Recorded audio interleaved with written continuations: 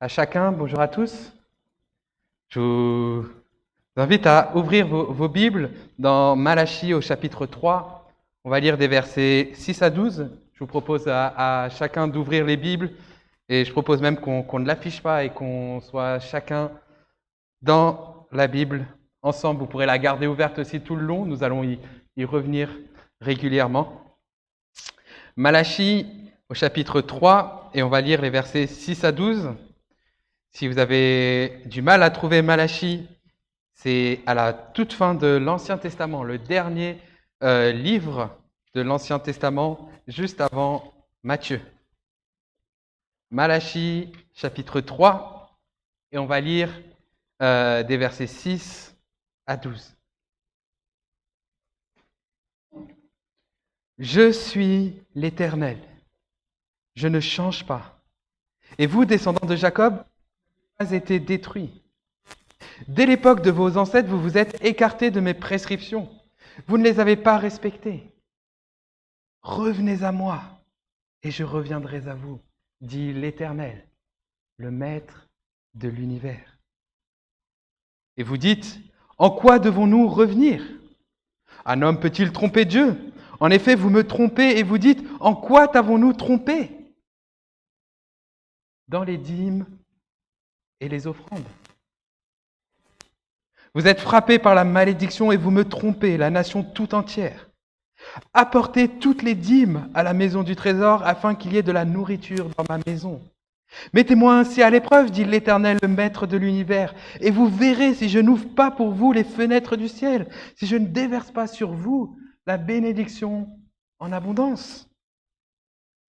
Pour vous, je menacerai l'insecte vorace, afin qu'il ne détruise pas les produits du sol, et que la vigne ne soit pas stérile dans vos campagnes, dit l'Éternel, le Maître de l'univers. Toutes les nations vous déclareront heureux, car vous serez un pays de délices, dit l'Éternel, le Maître de l'univers. Merci Seigneur pour ta parole.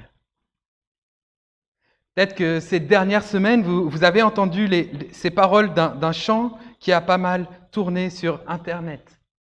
Dieu te bénit et te garde, il rayonne sur toi, il t'accorde sa grâce, ton Dieu se tourne vers toi, te donne paix. Si ces paroles ne vous parlent pas, c'est sûrement que vous n'alliez pas trop sur YouTube ou alors que vous n'avez pas l'habitude d'écouter des chansons chrétiennes parce que sinon, il vous l'aurait sûrement proposé dans vos recommandations.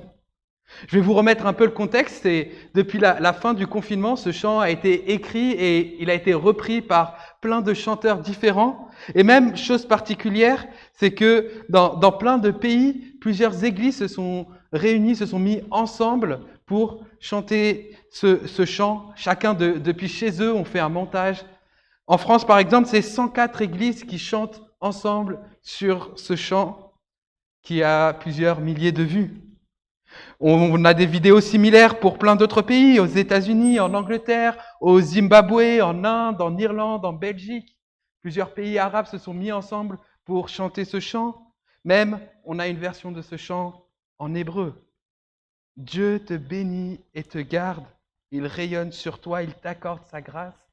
Ton Dieu se tourne vers toi, te donne paix. Ces paroles-là sont les paroles qui sont répétées près de la moitié du temps dans la chanson. Des paroles qui sont bibliques. Vous les trouverez à la fin du chapitre 6 du livre des Nombres. Des paroles qui, si on met ensemble toutes les vidéos, cumulent à plus de 100 millions de vues sur YouTube. Mais une question me vient en tête en écoutant ces paroles. Est-ce que nous saisissons vraiment ce que nous chantons dans ce chant? Dieu te bénit. Est-ce que nous comprenons réellement ce que c'est que cette bénédiction que Dieu veut nous accorder en abondance? Parce qu'à la lecture de notre texte ce matin, une chose est sûre, si nous saisissons véritablement les bénédictions abondantes de Dieu pour nous, alors notre vie devrait être complètement bouleversée. En fait, cette question de bénédiction et son pendant, les malédictions, il faut en parler aussi, sont introduites dès la première grosse section de la Bible qu'on appelle le Pentateuque. Ces 5 livres, Genèse, Exode, Lévitique, Nombre et Deutéronome. Dans ces 5 livres, Dieu vient s'adresser à son peuple pour lui dire, si on résume en une phrase, « Je serai votre Dieu, vous serez mon peuple, et je viendrai habiter au milieu de vous. » Et donc dans ces livres, Dieu explique à son peuple ce que ça signifie que de vivre en tant que peuple de Dieu. À quel point ils sont bénis de vivre une relation avec Dieu. C'est ce qu'ils devaient comprendre en lisant ces quelques livres. Et d'un autre côté, en lisant ces livres, ils devaient aussi comprendre qu'il n'y a pas de pire malédiction qu'une relation brisée avec Dieu. Cette question de relation avec Dieu, je pense que c'est vraiment la clé pour comprendre ces bénédictions et ces malédictions. Et donc, nous verrons ensemble à travers notre texte de Malachie ce matin, premièrement, une relation où Dieu est à l'initiative. Verset 6 au début du verset 7. Deuxièmement, une relation où Dieu est trompé. Fin du verset 7 au verset 9. Et enfin, une relation où Dieu bénit abondamment. Versets 10 à 12. Une relation où Dieu est à l'initiative, une relation où Dieu est trompé, une relation où Dieu bénit abondamment. J'espère vraiment que ce matin, chacun de nous pourra repartir avec une image encore plus grande de qui est ce Dieu qui vient pour vivre une relation abondante avec nous. Premièrement, une relation où Dieu est à l'initiative. Verset 6, « Je suis l'Éternel, je ne change pas. Et vous, descendants de Jacob, vous n'avez pas été détruits. » Dieu commence en rappelant son identité. « Je suis l'Éternel ». 4 fois en 7 versets, on a même « Je suis l'Éternel, le Maître de l'univers, celui qui est à l'origine de tout, celui qui existait avant la fondation du monde, celui qui connaît, qui contrôle dans les moindres détails l'univers. Il est le Dieu qui nous dépasse par sa grandeur. » Mais ce même Dieu, nous avons vu il y a quelques semaines, au début de Malachie, il venait et il disait à son peuple, « Je vous ai aimés. » Il disait qu'il ne nous aime pas parce que nous sommes le meilleur, qu'il nous aime parce qu'il a pris la décision de nous aimer.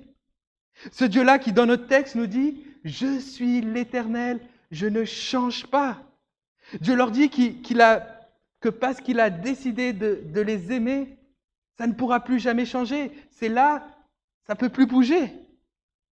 Il leur dit qu'il les aime autant que leurs ancêtres, qu'il a fait sortir de l'esclavage en Égypte, qu'il a fait traverser la mer Rouge.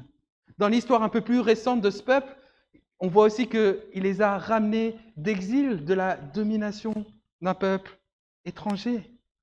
Dieu a pris l'initiative de nous aimer, d'un amour qui ne change pas, quoi qu'il arrive. Et pourtant, dans ce texte, nous voyons que l'homme ne change pas non plus. Verset 7, « Dès l'époque de vos ancêtres, vous vous êtes écartés de mes prescriptions. Vous ne les avez pas respectées. » C'est une constante dans l'histoire de l'humanité. Nous voyons déjà dans tout le début de la Bible et même dans nos vies aujourd'hui. Nous aimons Dieu un peu plus, beaucoup, plus du tout, et ça reprend et ça continue. Constamment, nous voyons que nous nous écartons de Dieu, de ses prescriptions, et que nous arrivons à ne plus respecter l'Éternel, le Maître de l'univers. Nous choisissons de vivre cette relation avec Dieu quand ça nous arrange, et si besoin, nous la mettons sur pause. Mais malgré tout cela, Dieu affirme, « Je suis l'Éternel, je ne change pas, et vous, descendants de Jacob, vous n'avez pas été détruits. » Alors que le peuple que Dieu avait pris l'initiative d'aimer était en train de le tromper, d'adorer d'autres dieux, de se confier dans d'autres peuples, Dieu dit qu'il ne les a pas détruits, que son amour pour eux est resté inchangé. Et dans son amour, il leur dit, fin du verset 7, « Revenez à moi, et je reviendrai à vous. » Parce que Dieu ne change pas. Il attend qu'une seule chose, c'est que nous revenions à lui pour qu'il nous fasse grâce. Revenez à moi, et je reviendrai à vous. Je ne sais pas ce matin comment chacun de nous, on conçoit Dieu. Quelle est cette image de Dieu que nous avons en tête? Mais j'espère que nous ne sommes pas insensibles à ces quelques versets que nous venons de lire. Nous ne sommes pas insensibles à ce Dieu qui prend l'initiative d'une relation avec nous, malgré notre rébellion contre lui. Le Dieu qui nous aime sans changement. Nous ne sommes certainement pas mieux que ce peuple. Constamment, nous nous écarons de Dieu. Je ne sais pas ce que nous avons fait, je ne sais pas ce que tu as fait ce matin, mais je sais que nous avons tous besoin de cette grâce offerte. Cette grâce de l'Éternel, du Maître de l'univers qui nous ouvre grand les bras, qui veut nous accueillir, qui nous dit « Revenez à moi et je reviendrai à vous. » Revenez vivre cette bénédiction d'une relation avec l'Éternel, le Maître de l'univers. Imaginez-vous la scène d'une épouse prête à accueillir son mari qui l'a trompée. Elle est là, elle est prête à le pardonner, elle est prête à reprendre cette relation avec lui. Elle est là, elle attend les bras grands ouverts. Elle lui a même préparé son repas préféré pour qu'ils puissent discuter ensemble. Vous voyez la scène? L'époux vient, s'assoit, la femme fait un pas vers lui et lui promet son pardon, elle exprime sa volonté de reprendre cette relation. Comment est-ce que l'époux devrait réagir? Quelle devrait être sa réaction? Verset 7, nous lisons « Revenez à moi et je reviendrai à vous, dit l'Éternel, le Maître de l'univers. » Et vous dites, en quoi devons-nous revenir? Un homme peut-il tromper Dieu? En effet, vous me trompez et vous dites, en quoi avons-nous trompé? En quoi devons-nous revenir? En quoi avons-nous trompé? L'époux est là, à table, la femme lui affirme qu'elle est prête à entamer un processus de réconciliation. Que répond l'époux? Ben quoi? Qu'est-ce que j'ai fait de mal? En quoi est-ce que je t'ai trompé? J'ai rien fait. Pourquoi est-ce que tu m'embêtes avec tes histoires? Et il va finir son repas préféré, se lever et partir. Après avoir vu premièrement une relation où Dieu est à l'initiative, voyons deuxièmement que dans cette relation, Dieu est trompé. Fin du verset 7 au verset 9, une relation où Dieu est trompé. La réaction du peuple dans notre texte est la même que celle de cet époux. Alors qu'il est confronté de sa faute par Dieu, la réaction c'est de tout nier en bloc, de dire on n'a rien fait, on n'a rien à se reprocher. En quoi devons-nous revenir? En quoi avons-nous trompé? Je ne sais pas vous, mais moi, en fait, je me reconnais tellement dans cette réaction. Pas plus tard que cette semaine, ma sœur a osé venir me voir et me faire quelques reproches qui étaient vraiment justifiés. Et comment est-ce que j'ai réagi? Mais oui, tu as raison, merci d'avoir osé me faire ces reproches. Non, ce n'est pas tout à fait ce que j'ai dit. Ma réponse était plutôt, mais qu'est-ce que tu racontes? Mais tu n'as rien compris, tu saisis pas ce qui se passe ici. Et puis en fait, tu es même un petit peu hypocrite de me faire ces reproches, parce que c'est pas beaucoup mieux. Les faits sont là, mais c'est tellement plus simple de répondre en quoi devons-nous revenir, en quoi t'avons-nous trompé? Quand Dieu nous confronte avec notre péché, comment est-ce que nous réagissons? Il nous confronte à travers un frère, une sœur, un époux, des parents, à travers quelqu'un de l'Église ou un responsable de l'Église.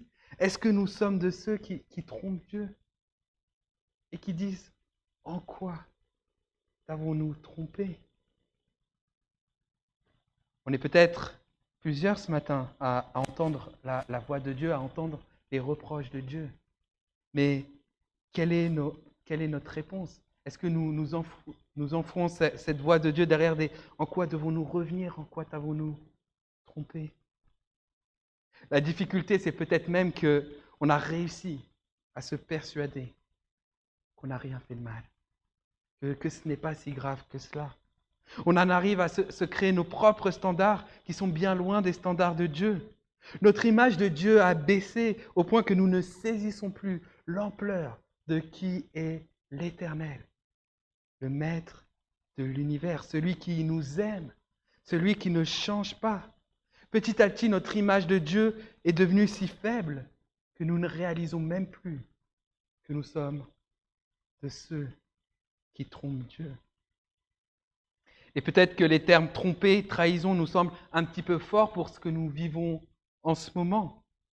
Mais regardez, le peuple pose cette question. En quoi t'avons-nous trompé? Et Dieu répond dans les dîmes et les offrandes. C'est peut-être pas la chose qui nous semble la plus dramatique, les dîmes et les offrandes. Mais c'est suffisant pour que Dieu parle de trahison. Par les dîmes et les offrandes, le peuple devait donner à chaque début de mois le meilleur de leur récolte, la première part de leur récolte pour subvenir aux besoins du temple, mais aussi des Lévites qui étaient ceux qui servaient dans le temple. C'était vraiment une pratique essentielle parce que ça leur permettait au quotidien de se rappeler que tout ce qu'ils ont vient de Dieu, lui appartient. C'était une pratique essentielle parce que par là, ils révéraient Dieu. Par là, ils se rappelaient à quel point ils étaient dépendants de Dieu. Mais en gardant leur argent, c'est comme s'ils disaient à Dieu, mais tu n'en es pas digne. Je me suis fait tout seul. Si j'ai cet argent, c'est grâce à moi et tu n'as rien à voir là-dedans. En gardant leur argent, ils affirmaient leur indépendance en rejetant l'Éternel, le Maître de l'univers, en rejetant cette relation offerte par Dieu. Et même, on se rend compte qu'en gardant leur argent, ils appauvrissaient spirituellement le peuple tout entier. Les Lévites, ceux qui s'occupaient du temple, mais qui s'occupaient aussi d'instruire, d'enseigner le peuple dans la parole de Dieu, ne pouvaient plus subvenir à leurs besoins avec les dîmes. Ils étaient obligés de travailler à côté et donc de délaisser leurs tâches. Ils ne pouvaient plus enseigner le peuple comme ils le faisaient avant. Et donc, tout le peuple s'appauvrissait spirituellement. Voilà comment, avec des petites choses a priori insignifiantes, on peut trahir Dieu, mais aussi être impliqué dans cette même trahison chez d'autres. C'est vrai qu'il est question d'argent ici, et ça nous pose certainement cette question. En quoi est-ce que par nos ressources, nous témoignons de notre dépendance à Dieu? Mais malheureusement, je pense qu'il y a plein d'autres domaines que Dieu pourrait cibler de la même manière. Que répondrait Dieu si nous lui disions « En quoi avons-nous trompé ?» Est-ce qu'il nous parlerait de notre gestion du temps? Est-ce que nous trompons Dieu aussi dans notre emploi du temps? Et peut-être que même, c'est un peu comme cette question des dîmes et des offrandes, ma gestion du temps a aussi un impact sur les autres, un impact néfaste. Par exemple, quand je dis que je n'ai pas de temps pour lire la parole de Dieu, pour prier, pour adorer Dieu, non seulement je suis en train d'appauvrir, d'affaiblir ma relation avec Dieu, mais ça a aussi des conséquences néfastes sur d'autres. Je suis en train de priver l'Église d'un frère qui déborde de la parole de Dieu, d'un frère qui peut enseigner, qui peut encourager, qui peut reprendre par la parole de Dieu. Je suis en train de priver l'Église d'un frère qui prie pour ceux qui souffrent, d'un frère qui prie pour le progrès de l'Évangile dans l'Église, dans la ville, dans le monde. En quoi t'avons-nous trompé? Est-ce que Dieu nous parlerait de nos choix de vie? Est-ce que nous le trompons en refusant de vivre les standards de l'Éternel, le Maître de l'univers? Nous préférons vivre nos standards qui sont des standards au rabais. Ainsi, nous détruisons aussi notre relation avec Dieu, mais aussi potentiellement celle d'autres frères et sœurs qui nous prendraient comme modèle. En quoi t'avons-nous trompé? Est-ce que Dieu nous parlerait de notre manière d'obéir, de parler de nos autorités qu'il a mises en place? Est-ce qu'il nous parlerait de notre dernière soirée entre amis? Est-ce qu'il nous parlerait de notre manière de parler? Ou peut-être même de mentir? En quoi est-ce que je trompe Dieu? Parce que si nous avons commencé en creusant ce thème de la bénédiction, cette relation offerte par Dieu. Ce texte nous parle aussi de malédiction. Verset 9, vous êtes frappés par la malédiction et vous me trompez, la nation tout entière. Cette malédiction, c'est les conséquences d'une vie où nous trompons Dieu. Une vie en dehors de la relation que Dieu veut nous offrir. Une vie où nous pensons que Dieu ne vaut pas la peine, que Dieu ne mérite pas mon argent, mes dons, mon temps, mon obéissance. Une vie qui conduit directement à la malédiction d'une relation brisée avec l'Éternel, le Maître de l'univers. Une relation où Dieu est à l'initiative. Une relation où Dieu est trompé. Mais ne nous arrêtons pas là. Voyons ce troisième plan. Une relation où Dieu bénit abondamment. Versets 10 à 12. Verset 10. Apportez toutes les dîmes à la maison du trésor, afin qu'il y ait de la nourriture dans ma maison. Mettez-moi ainsi à l'épreuve, dit l'Éternel, le Maître de l'univers, et vous verrez si je n'ouvre pas pour vous les fenêtres du ciel, si je ne déverse pas sur vous la bénédiction en abondance. Quel basculement entre les versets 9 et les versets 10. Verset 9, on était dans de la malédiction, et verset 10, ça nous parle de déverser la bénédiction en abondance. Et ce basculement est possible parce qu'on a vu que Dieu ne change pas, qu'il est et qu'il reste l'Éternel, le Maître de l'univers, celui qui a choisi de nous aimer malgré notre trahison. En fait, notre trahison n'a pas modifié d'1 millimètre les promesses de bénédiction de Dieu. Verset 10, vous verrez si je n'ouvre pas pour vous les fenêtres du ciel. Verset 11, pour vous, je menacerai d'insectes voraces afin qu'ils ne détruisent pas les produits du sol et que la vie ne soit pas stérile dans vos campagnes. On voit des promesses qui touchent les récoltes, qui étaient vraiment la source de revenus de l'époque. Dieu est en train de promettre la pluie nécessaire, pas de fléaux destructeurs comme des insectes qui viendraient tout ranger. Il est en train de promettre des conditions idéales pour prospérer. Il parle de bénédiction des vignes qui tourneraient à plein régime, qui permettraient un bon vin, symbole dans toute la Bible de joie, de bonheur, d'un peuple heureux. Vous verrez si je ne déverse pas sur vous la bénédiction en abondance. Mais est-ce que Dieu veut vraiment nous laisser avec des promesses de prospérité matérielle ici? C'est vrai, c'est ce qu'on semble lire à premier abord, mais est-ce qu'il est vraiment là le cœur du message que Dieu nous laisse dans ce texte? Rappelez-vous de ce qu'on voit depuis le départ. La véritable bénédiction que Dieu veut nous offrir, c'est de vivre en relation avec l'Éternel, le Maître de l'univers, et qu'il n'y a pas de plus grande bénédiction que cela. Et en fait, avec ces exemples matériels, Dieu vient montrer à son peuple qu'il est en train de courir derrière les mauvaises bénédictions. Voyez un peu, eux qui pensaient s'enrichir en gardant pour eux leurs dîmes et leurs offrandes, eux qui pensaient élargir leur patrimoine par cela. Dieu est en train de leur dire qu'en fait, ils s'appauvrissent parce qu'ils se privent de bien mieux. Dieu veut leur offrir bien mieux que cela.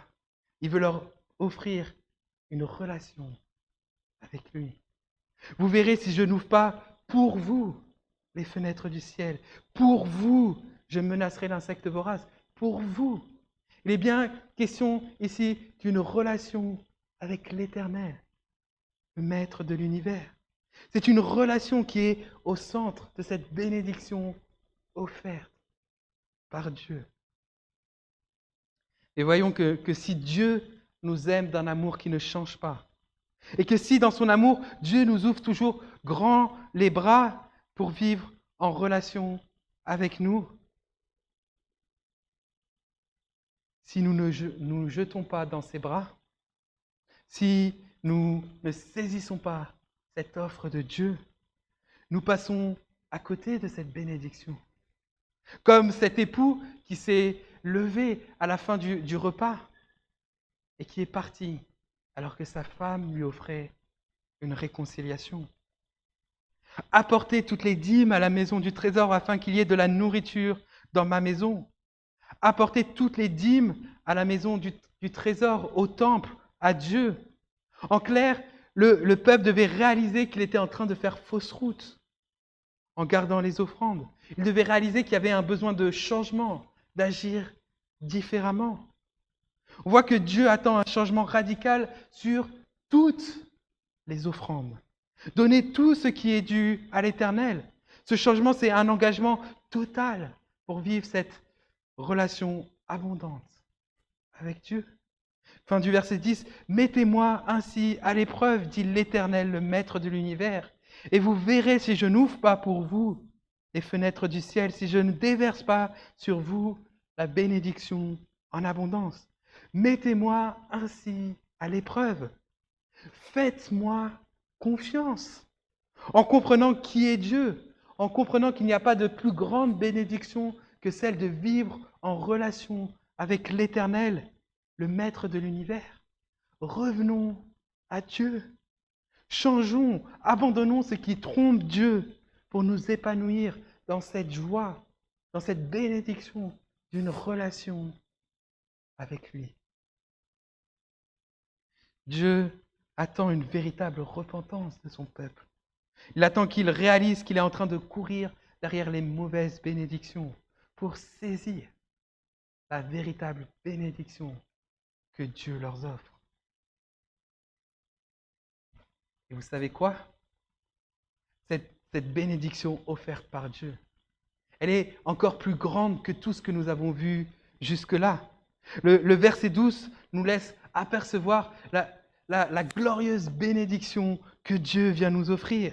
Verset 12, « Toutes les nations vous déclareront heureux, car vous serez un pays de délices, dit l'Éternel, le Maître de l'univers. » Avec ce verset, Dieu est en train de ramener son peuple aux promesses qu'il avait faites à Abraham, à David, aux prophètes, à leurs ancêtres.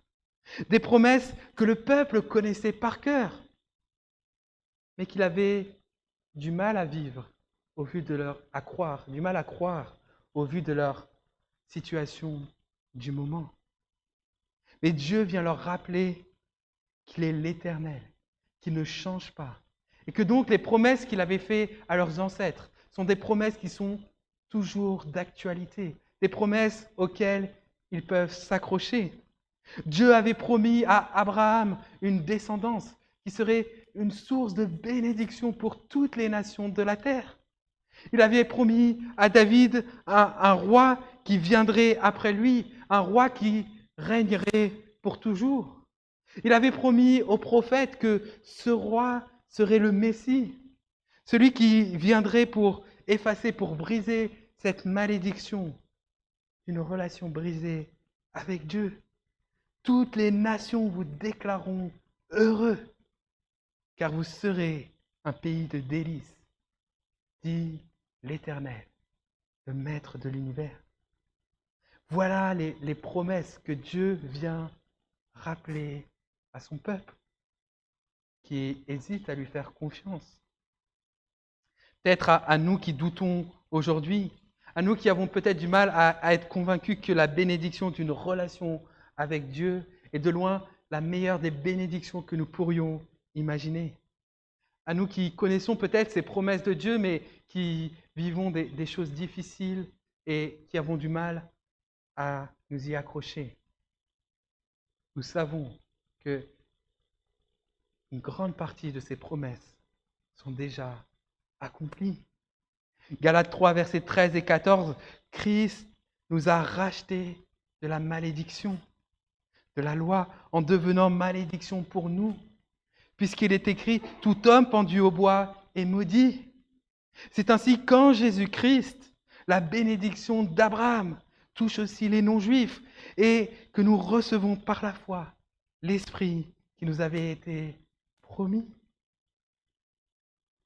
Christ nous a rachetés de la malédiction. C'est ainsi qu'en Jésus-Christ, la bénédiction d'Abraham touche aussi les non-juifs. Cette bénédiction est aussi pour nous. Christ a été maudit, pendu au bois, sur la croix, pour que nous puissions vivre cette bénédiction promise à Abraham. Voilà la bénédiction que Dieu nous offre. Une relation qui était a priori impossible avec l'Éternel, le Maître de l'univers, à cause de nos trahisons répétées, mais qui est possible par Jésus-Christ. Possible parce que Christ nous a rachetés de cette malédiction provoquée par cette trahison constante de l'Éternel, le Maître de l'univers. Il a été maudit à notre place, nous dit ce texte, pour que nous soyons bénis abondamment dans cette relation avec l'Éternel, le Maître de l'univers. Une relation qui se prolongera dans l'éternité, même après notre mort, où nous serons pour toujours avec l'Éternel, le Maître de l'univers, où nous serons les filles, où nous sommes les fils et les filles de l'Éternel, le Maître de l'univers. Ne négligeons pas, ne rejetons pas cette bénédiction qui nous est offerte. Repotons-nous d'avoir trahi l'Éternel, le Maître de l'univers, et venons et sautons dans ses bras grands ouverts, ses bras pleins de grâce, que Dieu nous ouvre. Concluons. Quelles sont les bénédictions que nous espérons de Dieu? Qu'est-ce que nous voulons quand nous chantons « Dieu te bénit et te garde » ou peut-être quand nous prions « Bénis Dieu, bénis-nous Seigneur ». Qu'est-ce que nous visons? Qu'est-ce que nous espérons? Est-ce que nous espérons des bénédictions matérielles, la santé, la réussite, les bons diplômes, le bon travail? Et bien sûr que Dieu peut nous accorder tout cela dans sa grâce. Mais si notre compréhension de la bénédiction s'arrête à ces choses-là, notre vision de Dieu est bien trop petite. Parce que la bénédiction que Dieu nous offre est beaucoup plus grande que tout cela. J'espère ce matin que nous pouvons chacun repartir avec une vision renforcée de qui est véritablement Dieu, l'Éternel, le Maître de l'univers, celui qui ne change pas, celui qui nous aime malgré notre trahison répétée, celui qui nous aime au point d'avoir donné ce qu'il avait de plus cher, son Fils à la croix, son Fils qui a été maudit, selon Galates 3, à notre place. Il nous a offert la plus grande bénédiction, celle de vivre en relation avec l'Éternel, le Maître de l'univers. Parce que Dieu est le Maître de l'univers. Il n'y a pas de plus grande bénédiction que de vivre en relation avec lui. Je vous invite à prier.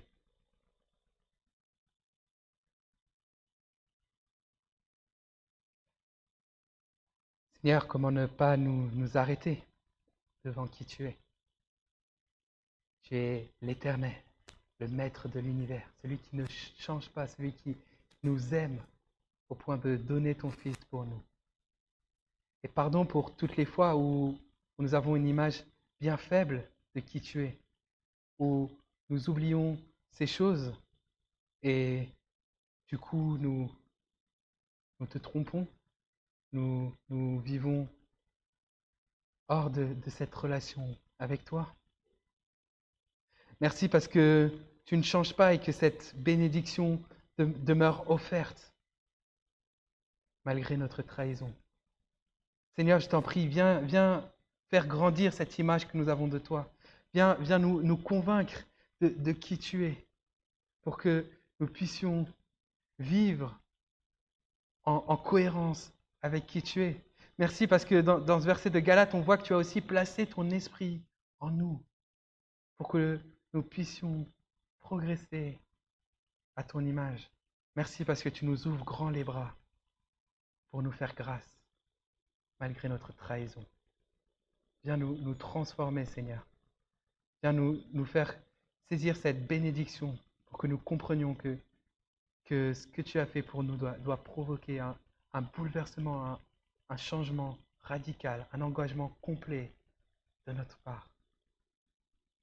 Merci Seigneur. Amen.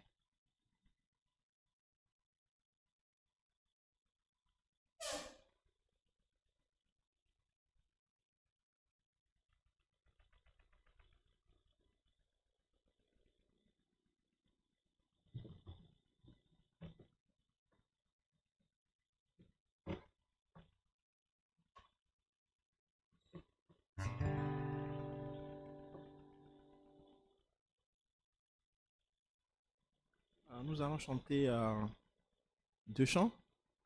Le premier, c'est Pour la durée des temps, et le deuxième, c'est Au-dessus de tout.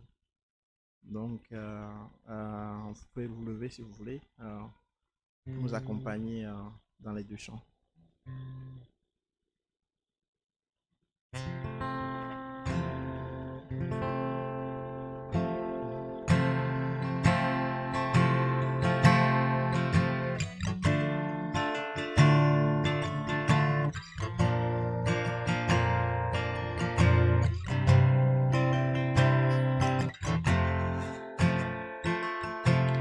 L'Éternel règne, il est majestueux. L'Éternel règne, il est saint de force. L'Éternel règne, il est sur son trône pour la durée des temps, pour la durée des temps. Dieu est puissant dans les lieux célestes. Ses témoignages sont véritables. La sainteté convient à sa maison pour la durée des temps, pour la durée des temps.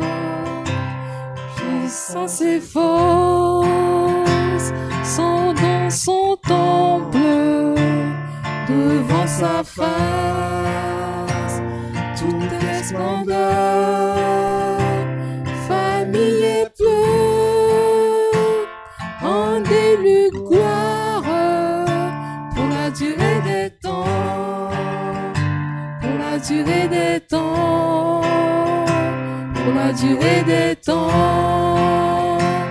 Nous t'adorons pour la durée des temps. Nous t'exaltons car tu es grand et digne de louange. Éternel, Tu as fait les cieux pour la durée des temps. Nous t'adorons pour la durée des temps. Nous t'exaltons car tu es grand et digne de louange. Éternel, Tu as fait les cieux. Amen.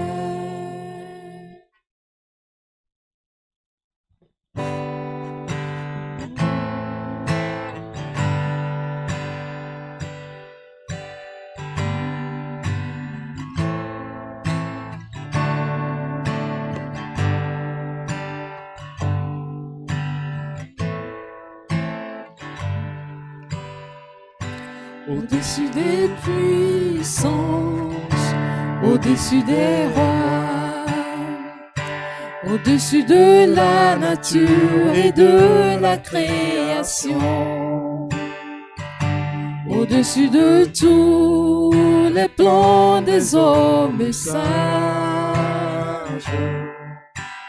bien avant le monde tu existais. Au-dessus des royaumes, au-dessus des trônes, au-dessus des merveilles que ce monde a connues, par-dessus tous les trésors de la terre, rien ne peut mesurer ta valeur. crucifié, seul abandonné, tu as souffert, méprisé, rejeté, telle une rose foulée sous nos pieds. Tu m'as sauvé, tu m'as aimé par-dessus tout.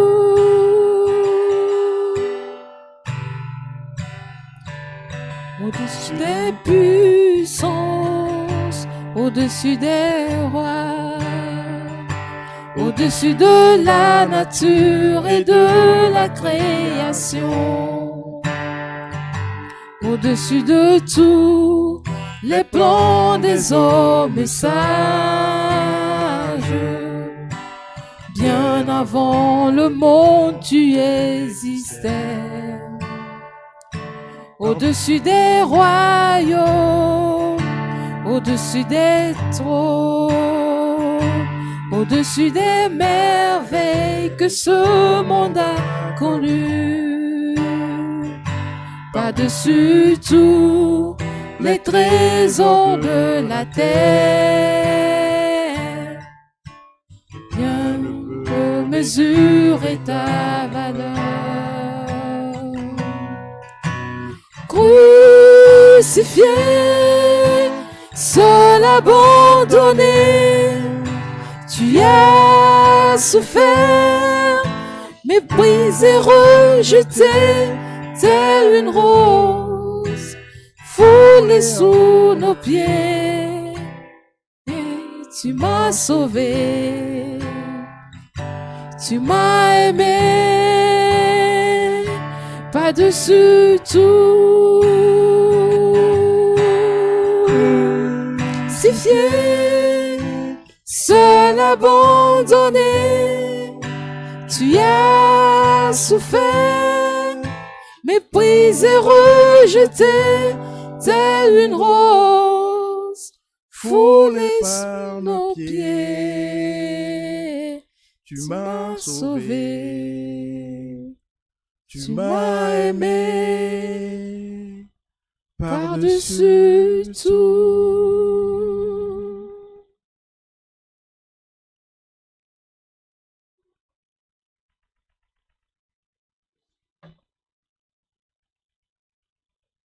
Je suis l'Éternel, je ne change pas.